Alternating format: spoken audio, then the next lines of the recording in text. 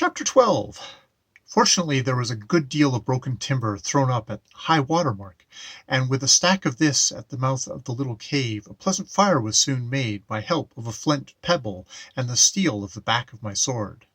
It was a hearty blaze, and lit up all the nearer cliffs with a ruddy, jumping glow, which gave their occupants a marvelous appearance of life. The heat also brought off the dull rime upon the side of my recess, leaving it as clear as polished glass, and I was a little startled to see, only an inch or so back in the ice, and standing as erect as ever he had been in life, the figure of an imposing, grey-clad man. His arms were folded, his chin dropped upon his chest, his robes of the finest stuff, the very flowers they had decked his head with frozen immortality, and under them, round his crisp and iron-grey hair, a simple band of gold, with strange runes and figures engraved upon it. There was something very simple yet stately about him, though his face was hidden, and as I gazed long and intently at the idea got hold of me that he had been a king over an undegenerate Martian race, and had stood waiting for the dawn a very, very long time ago. I wished a little that he had been not quite so near the glassy surface of the ice down which the warmth was bringing quick moisture drops. Had he been back there in the deep depths where the others were sitting and crouching, it would have been much more comfortable. But I was a sailor, and misfortune makes strange companions, so I piled up the fire again, and lying down presently on the dry shingle with my back to him, stared moodily at the blaze, till slowly the fatigues of the day told, my eyelids dropped, and, with many a fitful start and turn, at length I slept. It was an hour before dawn. The fire had burnt low, and I was dreaming of an angry discussion with my tailor in New York as to the sit of my last new trousers, when a faint sound of a moving shingle caught my quick seaman ear, and before I could raise my head or lift a hand, a man's weight was on me, a heavy, strong man who bore me down with irresistible force. I felt the slap of his ice-cold hand upon my throat, and his teeth in the back of my neck. In an instant, though but half awake, with a yell of surprise and anger, I grappled with the enemy, and exerting all my strength, rolled him over.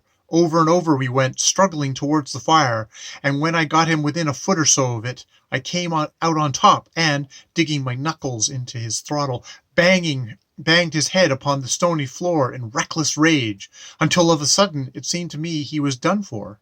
I relaxed my grip, but the other man never moved.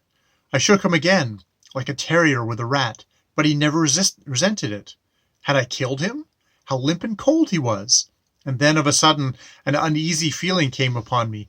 I reached out, and throwing a handful of dried stuff upon the embers of the fire, danced gaily up in the air, and the blaze showed me I was savagely holding down to the gravel and kneeling on the chest of that long-dead king from my grotto wall. It was the man out of the ice without doubt. There was the very niche he had fallen from under the influences of the fire heat, the very recess exacting in his shape and every detail, whence he had stood gazing into vacuity all those years. I let go my hold, and after the flutter in my heart had gone down, apologetically set him up against the wall of the cavern whence he had fallen, then built up the fire until twirling flames danced to the very roof in the blue light of dawn, and hobgoblin shadows leapt and capered about us. Then once more I sat down on the opposite side of the blaze, resting my chin upon my hands, and stared into the frozen eyes of that grim stranger, who, with his chin upon his knees, stared back at me with irresistible, remorseless steadfastness. He was as fresh as if he had died but yesterday, yet by his clothing and something in his appearance which was not that of the Martian of today, I knew that he might be many thousands years old. What things had he seen? What wonders he knew?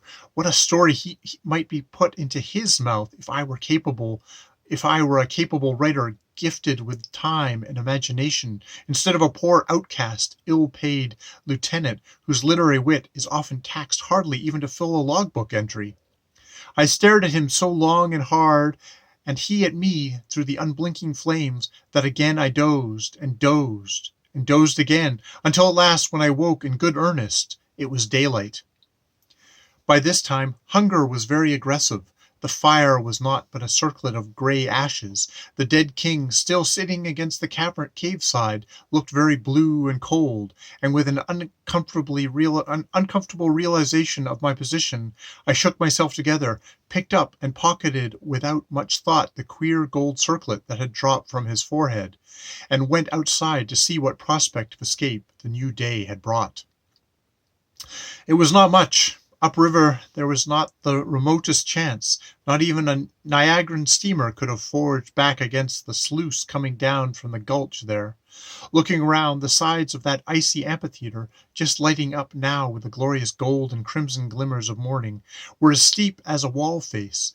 Only back towards the falls was there a possibility of getting out of the dreadful trap.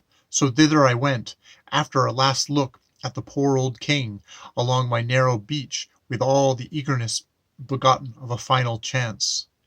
Up to the very brink it looked hopeless enough, but, looking downwards when that was reached, instead of a sheer drop, the slope seemed to be a wild staircase of rocks and icy ledges, with here and there a little patch of sand on the cornice, and far below, 500 feet or so, a good big spread of gravel, an acre or two in extent close by, where the river plunged out of sight into the nethermost cavern mouth. It was so hopeless up above it could not possibly be worse further down, and there was the ugly black flood running into the hole to trust myself to as last resource. So slipping and sliding, I began the descent.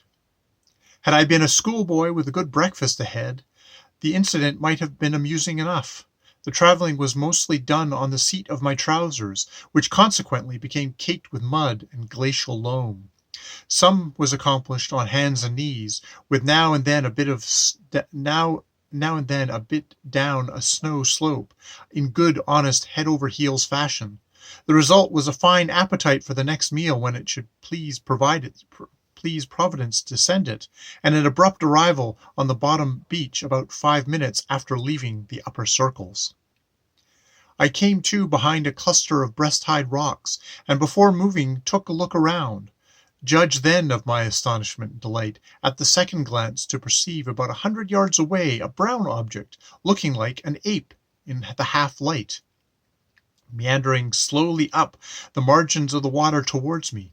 Every now and then it stopped, stooping down to pick up something or another from the scum along the torrent, and it was the fact that these trifles, whatever they were put into a wallet by the vision's side, not into his mouth, which first made me to understand with a joyful thrill that it was a man before me, a real living man in this huge chamber of dead horrors.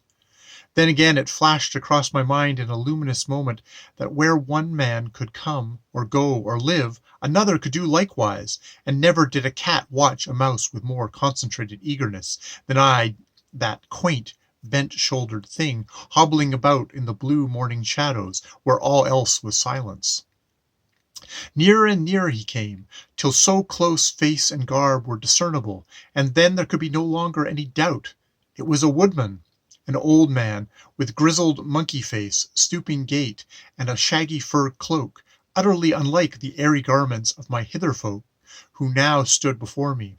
It gave me quite a start to recognize him there, for it showed I was in a new land, and since he was going so cheerfully about his business, whatever it might chance to be, there must be some way out of this accursed pit into which I had fallen.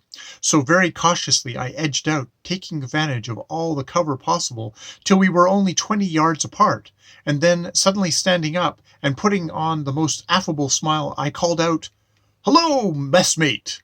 The effect was electrical.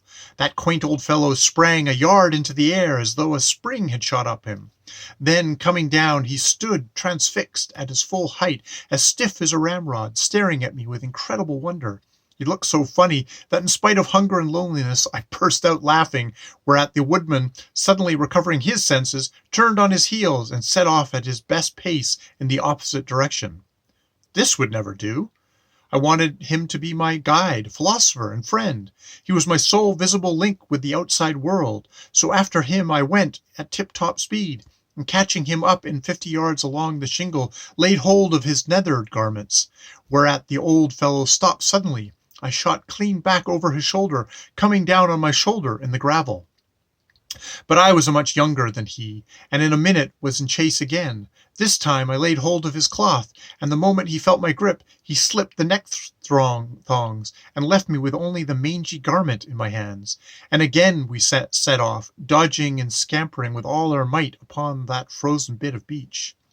The activity of that old fellow was marvellous, but I could not and would not lose him. I made a rush and grappled him, but he tossed his head round and slipped away once more under my arms, as though he had been brought up by a Chinese wrestler. Then he got on one side of a flat rock, I on the other. For 3 or 4 minutes we waltzed around that slab in the most insane manner. But by this time we were both pretty well spent, he with age and I with faintness from my long fast, and we came presently to a standstill. After glaring at me for a time, the woodman gasped out, as he struggled for breath, "O mighty and dreadful spirit! O dweller in the primordial ice! Say from which niche of the cliff hast thou breath of chance thawed you?" "Never a niche at all, Mr. Hunter for Haddock's eyes," I answered as soon as I could speak. "I am just a castaway wrecked last night on this shore of yours, and very grateful indeed will I be if you can show me the way to some breakfast first, and afterwards to the outside world." But the old fellow would not believe. "Spirits such as you," he said sullenly, "need no food, and go whither they will, by wish alone." "I tell you I am not a spirit, and as hungry as I don't particularly want to be again. Here, look at the back of my trousers, caked 3 inches deep in mud. If I were a spirit, do you think I would slide about on my coat tails like that?